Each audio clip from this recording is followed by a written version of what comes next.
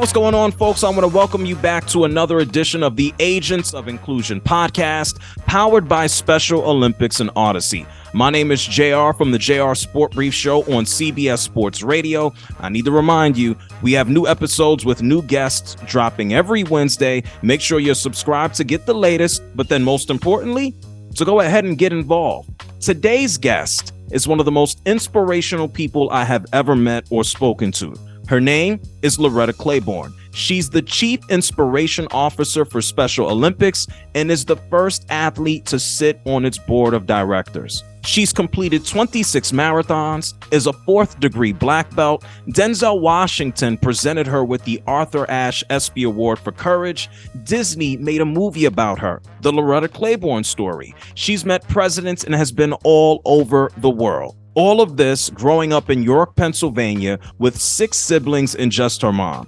Loretta was born partially blind and did not begin speaking or walking until the age of 4. Loretta is an inspiration and continues to be as active as anyone. We're going to have a chat with Loretta Claiborne about it all. It's the Agents of Inclusion podcast.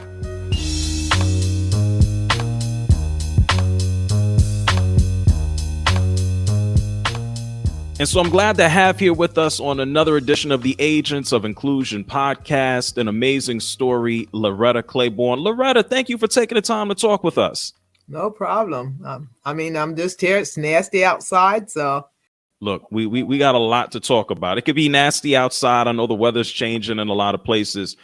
You have an absolutely amazing story, and I want to touch on as much as I can, from being a Special Olympics ambassador, being on the board of directors, the Disney film, the languages that you speak, your story. It's crazy. I guess, first of all, growing up in York, Pennsylvania, your siblings, just your mom, you weren't able to fully speak or talk until you were 4 years old. You end up running 26 marathons. What got you into running? Who got you into running? I think it was just something I could do on my own as a kid, but my brother ran. And so he was much older than me, and he would have his guys. We lived in a housing project. There was a big field, and him and his friends who did cross country and track and stuff he was so popular. He could go and unlock the locker at small field, bring the hurdles up to the field and train with those guys. And that was rarity because, schools usually have their equipment locked up just for the school. But he also wrestled, and I kind of followed my brother because I was not a popular kid. And like I said, I didn't talk much, and I looked up to him.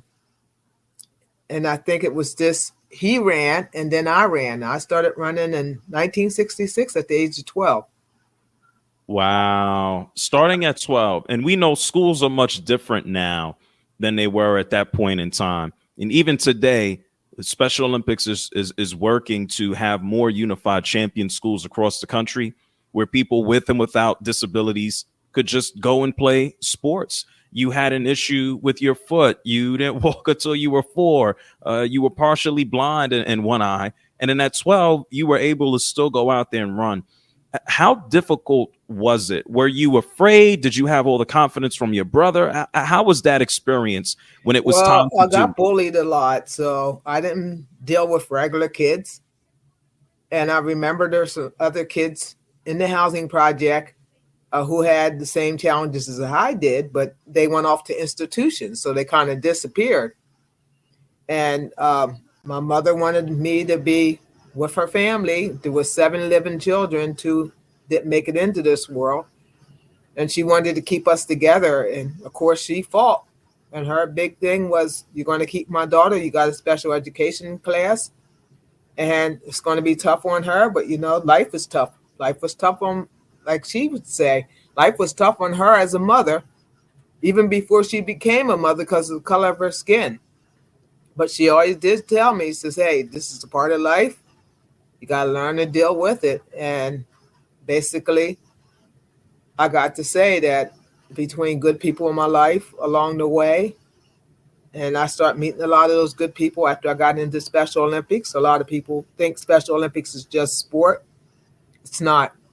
It's more than just sport.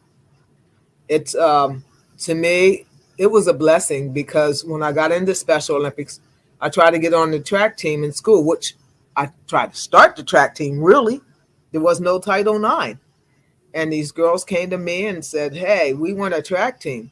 And so, of course, if you saw the movie, I was the one who went to the principal and spoke. I was the one who went to the teachers just for us to practice in the hall, not at the track where my brothers and them practice. And finally, they had a little track meet. One of the coaches was the coach, Mrs. Kasiba, took us up to see a track meet, and it happened to be a lot of runners didn't show up, and so she came to Miss. This coach came to Mrs. Kasiba and said, "Hey, I see you got a bunch of girls here. Oh, we're just watching. We don't really have a team." So they let us run, and I remember one of the girls blurting out saying, "Oh, we don't want no retards on the team." And Mrs. Kasiba turned around and says, "You know what? I'm going to stop this right now." It was Loretta who went to the principal. It was Loretta who went to the teachers. It was Loretta who sold candy bars for student activities, which this bus that you have ridden here was paid by student activities. So we're going to stop this now. But it never stopped. And then as time went by, I started Special Olympics. I was in 10th grade. I was going to school a week and going to work a week. And I never forget the one coach saying to me, "Loretta, if you put down those fists and use those feet, maybe you can go places." Because I had anger issues. I took medication. And I think it was just that Mr. Lee Gilreath, that counselor at the workshop, who got me into Special Olympics. I was going to quit. And my mom says, "Oh, no, no, no, no. You don't quit nothing in my house. You're going to stick. And when I tell you, you don't quit until I tell you." So I thought maybe, okay, that season got over. My mom, the next year, Right. went to school to work. She says, "I hope you sign up for that program, because if you didn't, I'll make sure you sign up." And it was one of the best things that happened because the people who were working with us understood where we were coming from. What's the best lesson? And you shared a lot of gems that your mom instilled in you. Is there really one lesson that you would take from your mom? You know, she always told us it's not how much you have, it's what you have and how you use it. I mean, she had so much because she raised us single handedly, 7 kids, no man in the house, and she was on welfare. But that didn't mean that she couldn't raise her 7 kids without morals. That didn't mean she couldn't raise her 7 children that they do count or they are, valuable.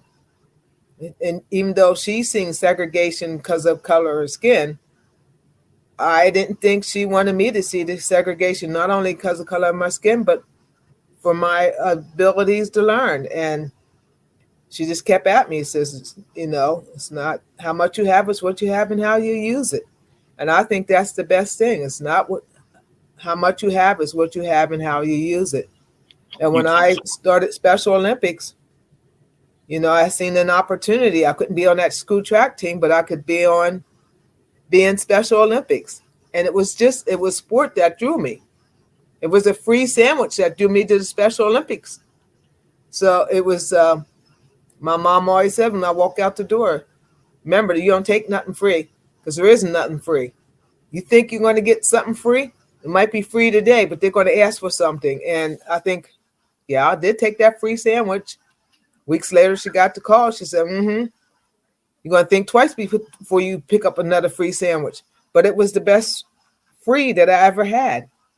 And it was freedom that I could be myself. It's okay to be me. Everybody I competed with in Special Olympics, nobody called people names. Nobody picked on each other. I mean, everybody was in the same boat, rowing the same oars, And when I look at Special Olympics and I look back, it was the coach who said to me, "I want to hear from you, not from me.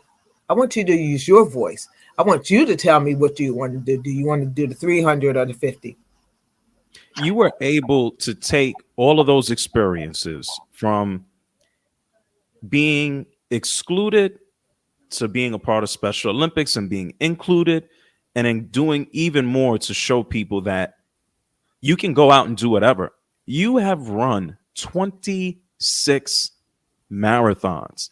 It's not like you stopped. It's not like you were content with just, hey, they let me participate. Hey, they let me run. You went above and beyond. Why did you do so much more? I don't know. I guess I had that in me. It was just that inner being. I learned how to knit and I learned how to do martial arts. I did martial arts for 28, 29 years. I taught martial arts. I did a lot of things. And that's what Special Olympics tells you. You know, you have a, I remember Eunice Kennedy Shriver telling me, right down on New York Avenue. She says, you know what, Loretta? I created these games so that you don't have to look on the outside of the fence. I created these games so people like you have the opportunity to be on the playing field, to take that chance. And from the playing field, what do you learn? You learn discipline. From martial arts, what do you learn? You learn discipline. Even though you're doing a fingertip push-ups and your fingers hurt, you want to stop. But that inner drive in you is saying, no, I'm going to stay on my fingers till Sensei at least says stop. And that's the same way with sport.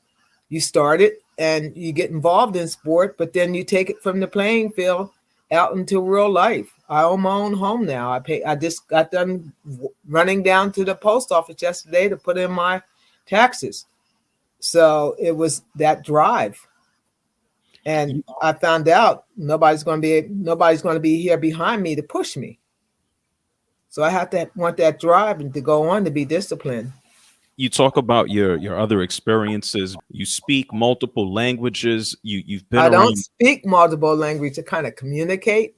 Okay. Like when I go to Germany, I want to be able to say hello, which is hello in Germany. You know, been me. It's been Loretta. I am. Yeah. I am Loretta. Yeah. So, I sprechen Sie Deutsch? Just a little bit. Yes. Just a little bit. Deutsch. But that's so much more than a lot of people even know or take the time to learn. With all of your experience. Thank you very much. Danke. Danke. Thank you. Yeah. For all of these experiences, meeting presidents, whether it's President Obama or President Clinton, is there one experience that stands out to you that you've had in your lifetime? I think the one experience that stands out to me is that I had the opportunity to do something that I really wanted to do, to be on a team, to be in sport. Ever since I was a little girl, I dreamed of Wilma Rudolph. She had a disability and I saw her on TV. And right there, I was glued because she was somebody like me. She didn't have an intellectual disability, but she had a physical disability. And I'm pretty sure she went through a tough way. You know, like people see Superman and Superman's their hero. He's got the cape and nobody's never met Superman. Well, I saw Wilma Rudolph and she was my hero and I never met her. But she had something in common that I had in common. So when I look back, there were people that I looked up to, but no more than anybody, I looked up to my mom and God, because God's first and foremost in my life. I'm not a big church goer, but, you know, this program came along and says, hey, Loretta, you can be a part of this. I had to clean up my act. I had to not get angry. I had to not get in fights. I had to go to the workshop. I had to earn my way, not throwing hammers at people. And it was just like, you know, you have your dog, and he wants that treat real bad. He's going to sit. He's going to eventually sit until he gets that treat. And that's how humans are. You know, I wanted to be on the track team so bad. And when they told me, oh, you're going to go away. Well, I never left the project. And that was the stickler. I have to be able to contain myself so I'll be able to go away. And it was hard. It wasn't easy. Coming up in a moment, Loretta and I talk about growth. First, her own personal growth as she's gone from gold medal athlete to an athlete with so much more to give to the community. And then we dive further into the growth of society, how it's changed in her lifetime.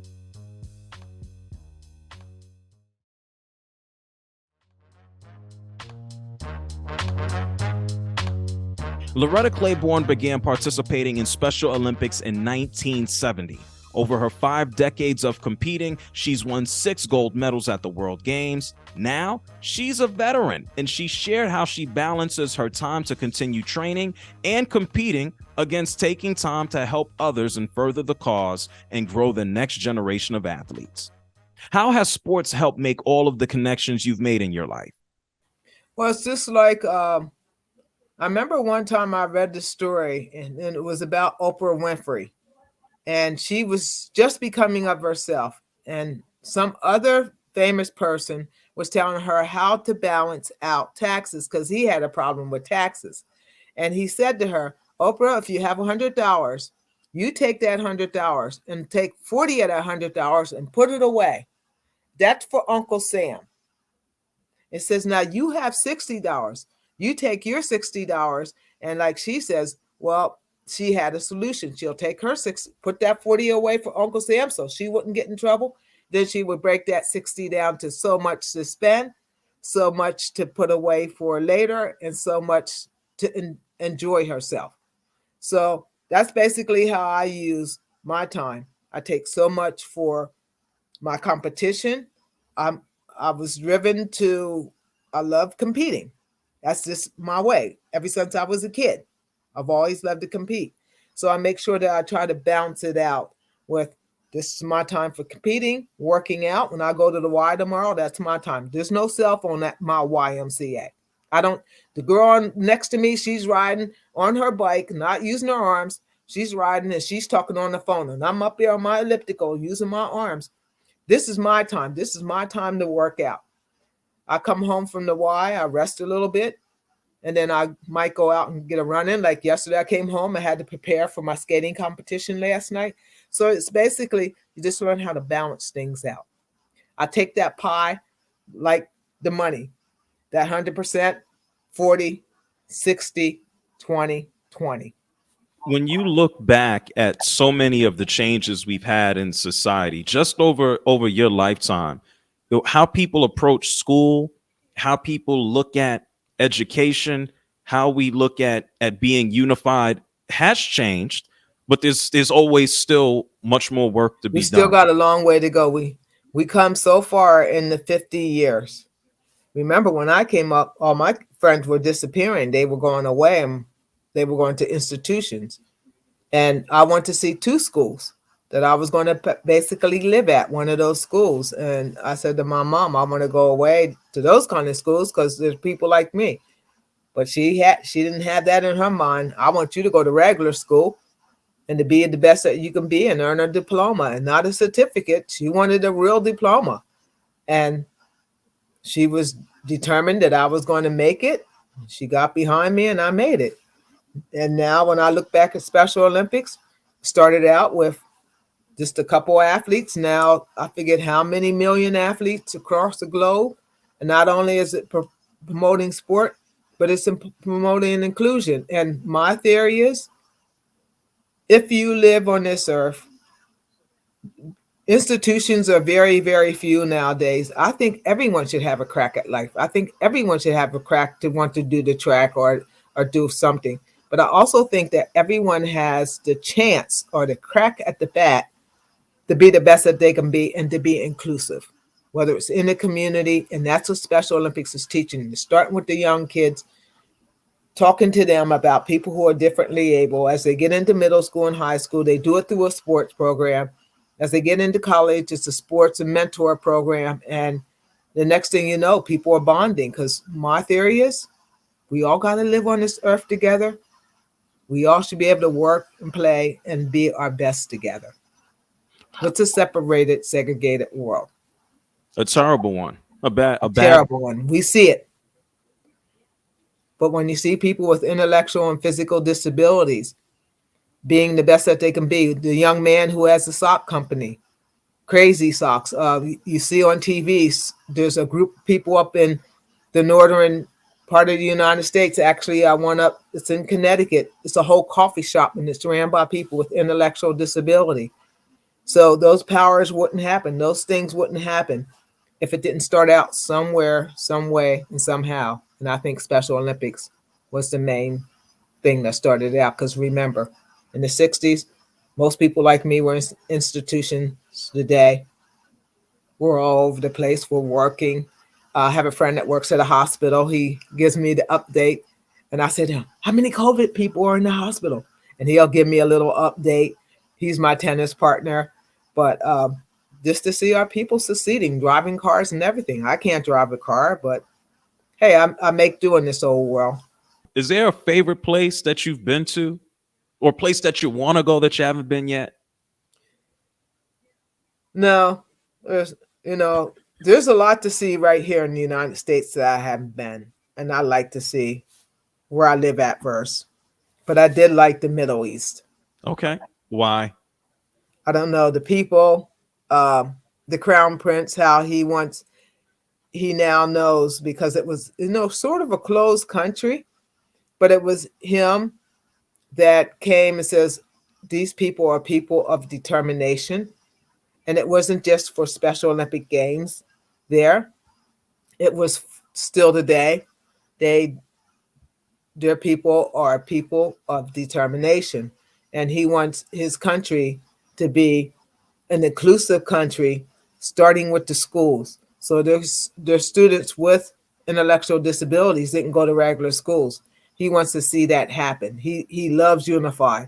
I remember going over there and giving them one of the banners. I mean, the students were of all. They yearn to have more inclusiveness. So to me, that's a place I would go back to.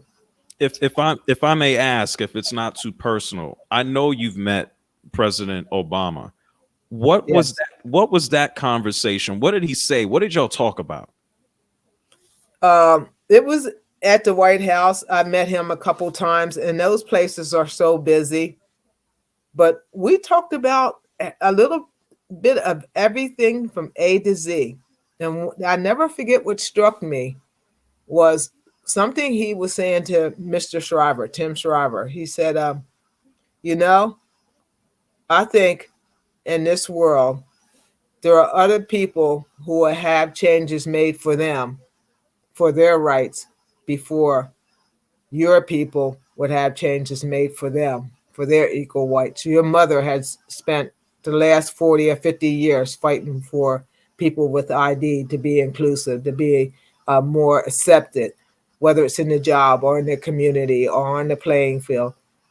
And still today, you still have to work hard at it. Where there are other folks who are looking for things to change, and it's happening. So, in other words, he was saying the fight is still long. You mentioned tennis and obviously running. What are some of the other sports that you've participated in over I time? just did our local games last night, and this weekend coming is the state games for figure skating. I just finished up our local program last night. So this Saturday and Sunday we're doing figure skating. I just finished up the season for skiing. Last week we were at state games. I play a lot of sports. I'm currently playing basketball, but tennis is my main sport, and I still run just for exercise and fitness.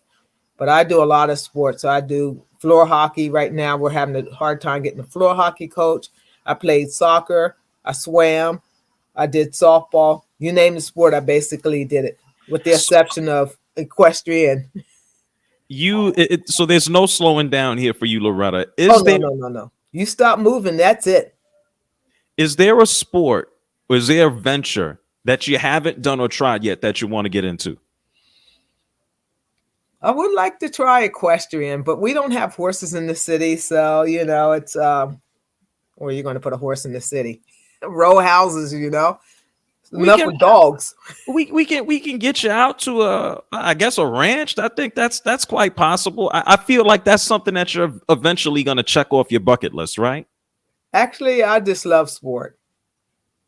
My mother didn't have the opportunity to play sport. My uncles, I hear the stories because of the color of their skin.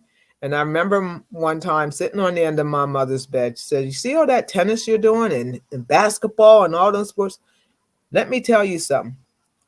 You thank the good Lord that you have these opportunities because your mother didn't have it."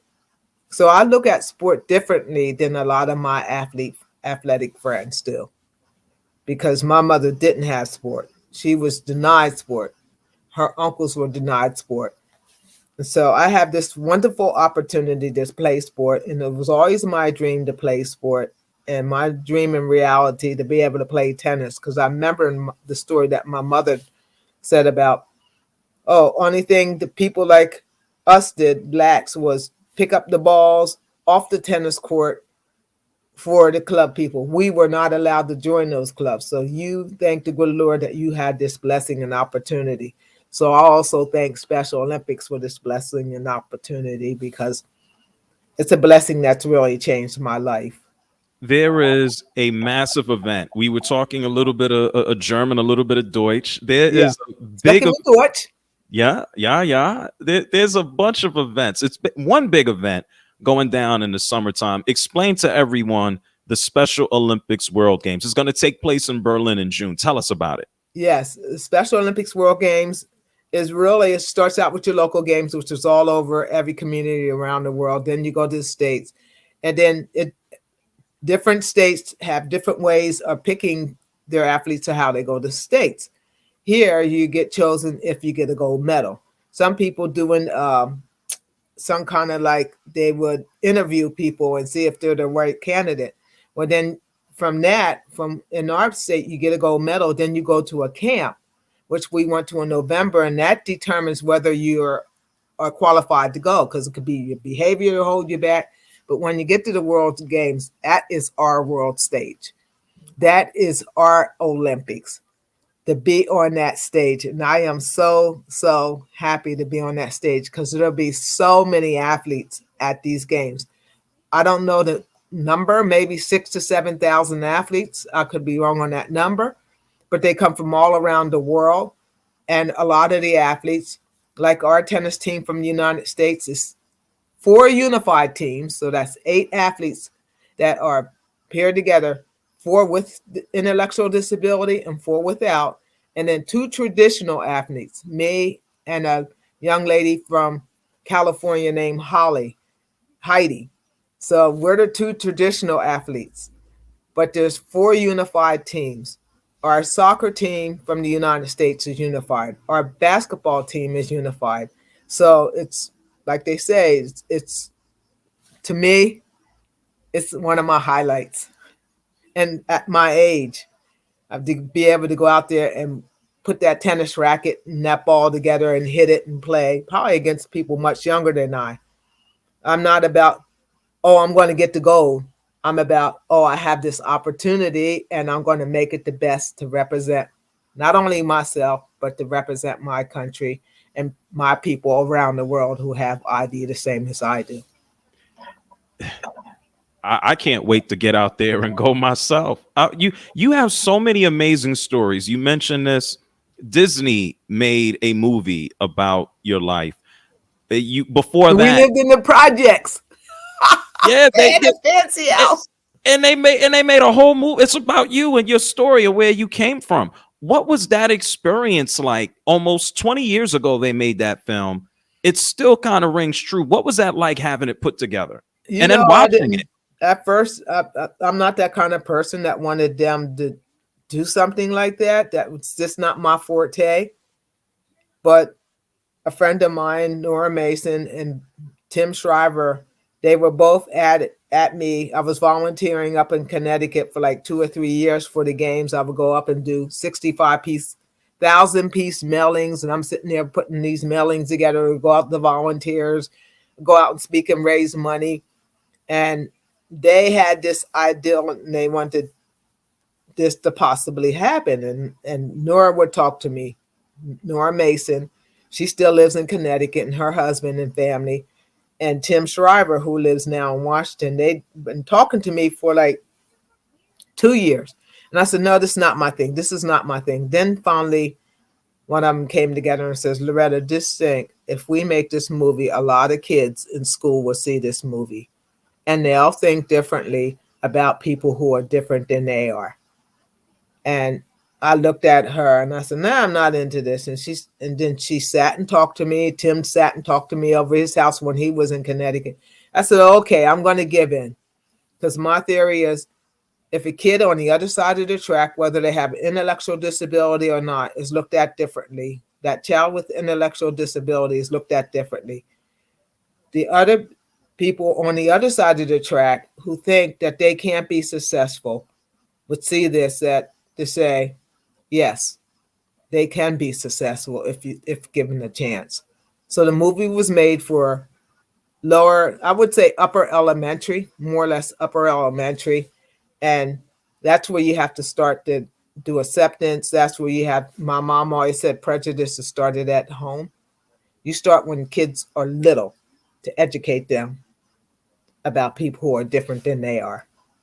You gave an amazing speech before that movie was produced at the ESPYs. Denzel Washington gave you the Arthur Ashe Courage Award at the ESPYs. I remember watching that. What message would you directly share with kids, adults, anyone listening right now, just about inclusion? You know, I think we all should be included because it's only one world.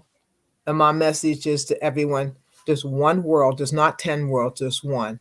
And we all should be able to live in it and enjoy it for the time we have on this earth.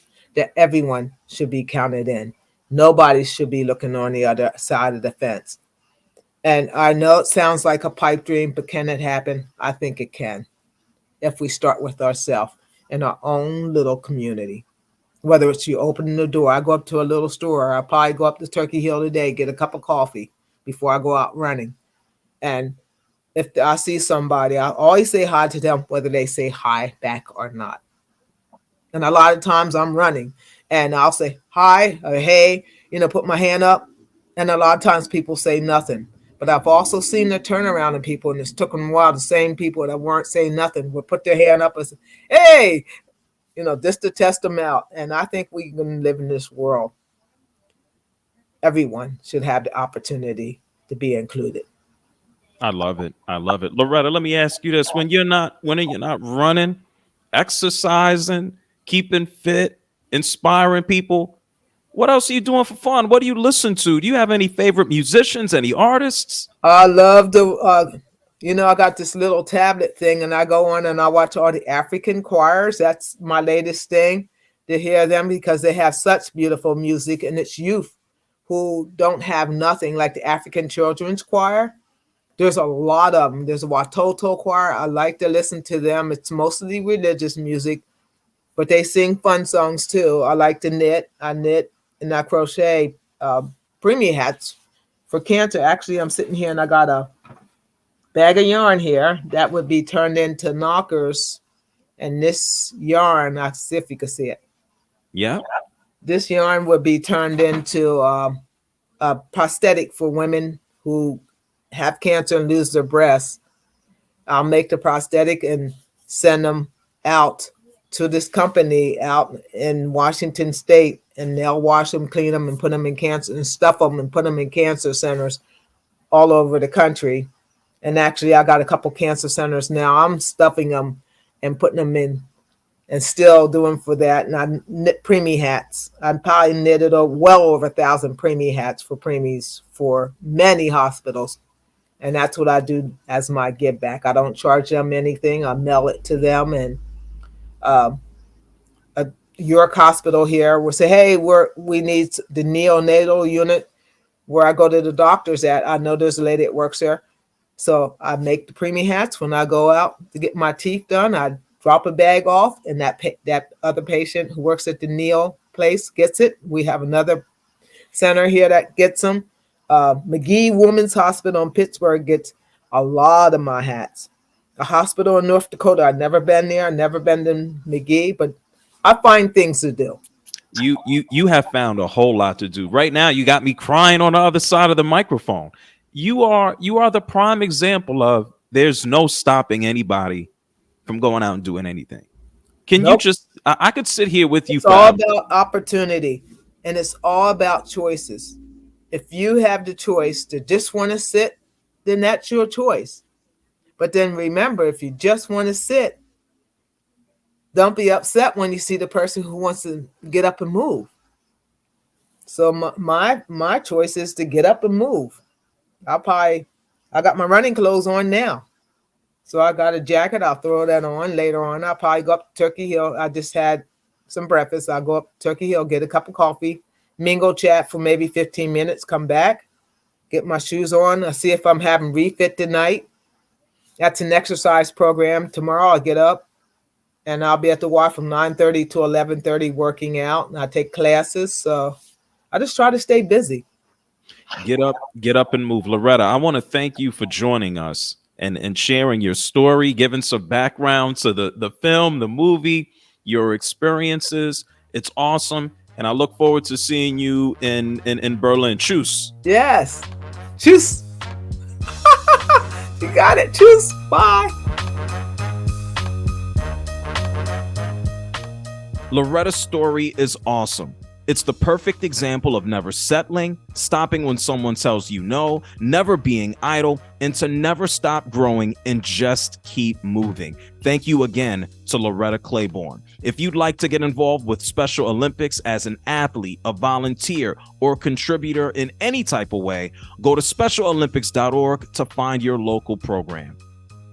I'm JR of the JR Sport Brief Show on CBS Sports Radio. You've been listening to the Agents of Inclusion podcast. Make sure you subscribe. New episodes drop every Wednesday on the free Odyssey app or wherever you get your podcasts.